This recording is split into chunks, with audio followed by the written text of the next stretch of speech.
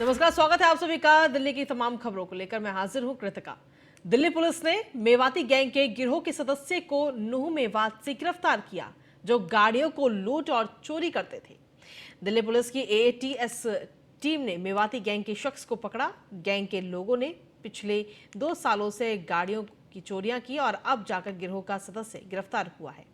Police ने इस gang के पास से 10 चोरी की बाइक और स्कूटर बरामद किए। साथ ही पुलिस ने 10 केस भी सॉल्व किए।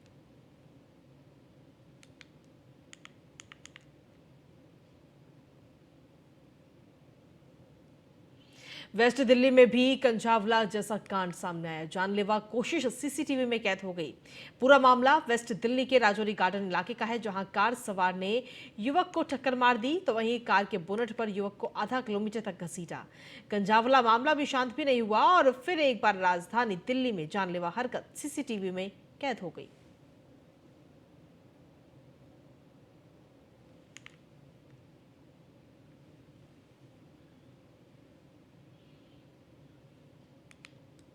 दिल्ली के बीजेपी विधायकों ने आरोप लगाया है कि केजरीवाल सरकार तानाशाही और असंवैधानिक तरीके से काम कर रही है। आप सरकार ने विधानसभा सदस्यों से प्रश्न पूछने का अधिकार तक छीन लिया। दिल्ली विधानसभा का 16 जनवरी से 3 दिन का अधिवेशन बुलाया जा रहा है, जो पूरी तरह से गैरकानूनी है। दिल्ली विधानसभा में नेता प्रतिपक्ष रामवीर सिंह बिधूड़ी और बीजेपी के विधायकों ने आज संवाददाता सम्मेलन में कहा कि केजरीवाल सरकार जनता के सवालों का जवाब देने से भाग रही है, इसलिए विधानसभा सत्र में प्रश्नकाल को ही खत्म कर रही है। पूरे देश में किसी भी विधानसभा में ऐसा नहीं होता जहां सदस्य सरकार से सवाल ना कर सके।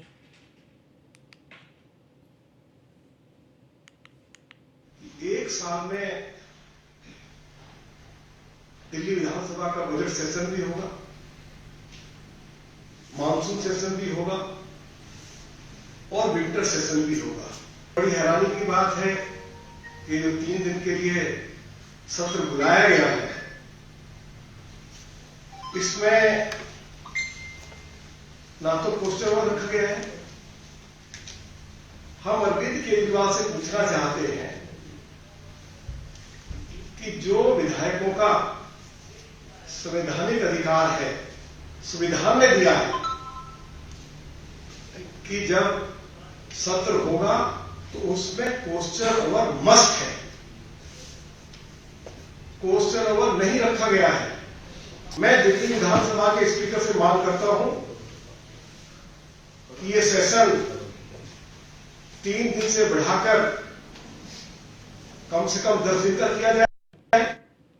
पूर्वी दिल्ली के सांसद गौतम गंभीर ने लक्ष्मीनगर विधानसभा के किशन कुंज में ₹1 प्रति प्लेट भोजन के सांकेतिक मूल्य पर जरूरतमंदों को भोजन उपलब्ध कराने के उद्देश्य से 5वीं जन रसोई का उद्घाटन किया। इस दौरान दिल्ली प्रदेश महामंत्री आदेश गुप्ता और स्थानीय मंदिर के पुजारी, मौलवी और गुरुद्वारा के ग्रंथी के साथ मिलकर उद्घाटन किया गया।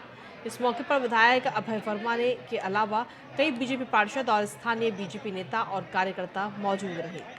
इस मौके पर गौतम गंभीर ने कहा कि दिल्ली में कोई भूखा नहीं रही, इसका प्रयास किया जा रहा है। पूर्वी दिल्ली संसदीय क्षेत्र में अब तक 5 जन रसोई चलाई जा रही है, जिसके माध्यम से रोजाना 3000 लोगों को ₹1 प्रति प्लेट पौष्टिक भोजन उपलब्ध कराया जा रहा है। जितने लोग खड़े हैं, निश्चित तौर पर आप सब एक छवि देखने के लिए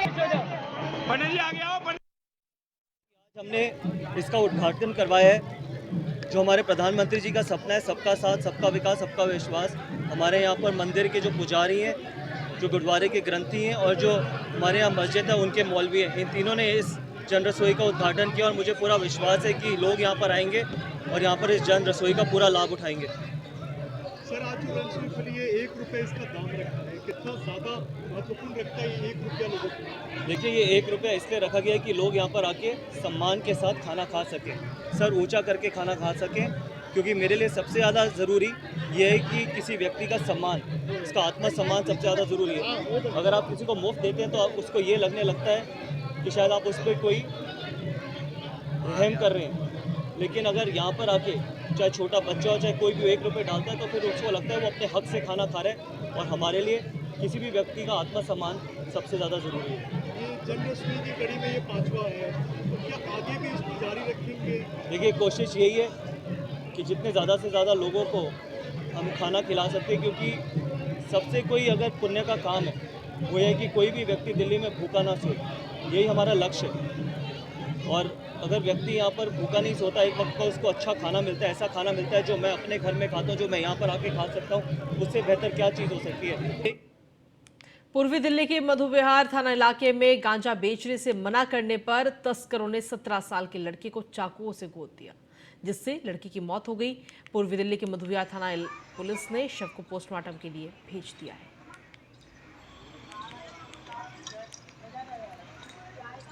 चाकू मारा। एक मंजू नाम की औरत है, वो गांजा बिकवाती है, उस चक्कर में मेरे लड़के से भी बिकवाती थी, तो मैंने अपने बच्चों को मारा पीटा, तो वो कह रहा नहीं मैं अब नहीं बेचूंगा, तो उसने विरोध उठाया, ये गांजा नहीं बिकना चाहिए।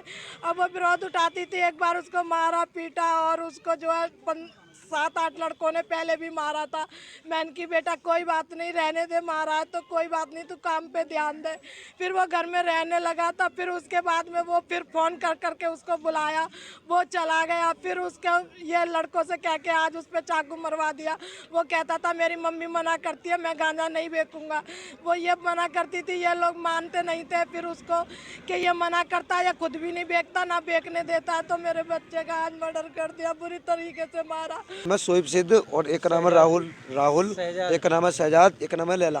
क्या करते हैं ये लोग? ये लोग गांजा बेचते हैं, बदमाशी करते हैं भैया, बदमाशी करते हैं, सबको चाकू वाकू मारते फिरते वजह हैं। थी आपके भाई पर उन्होंने हमला किया? ये गांजे वांजे बेचने के चक्कर में इनका कोई विवाद हुआ था इनका आपस में, इसी चक्कर में हुआ था ये। तो आपके भाई के ऊपर दबाव बना रहे थे गांजा बेचने का? हाँ, उसने मना करा था गांजा बेचने के लिए, और ये लोग मान नहीं रहे थे कि हम तो गांजा बेचेंगे, तो तू बेच, हमें पैसे दे, हम बेचेंगे।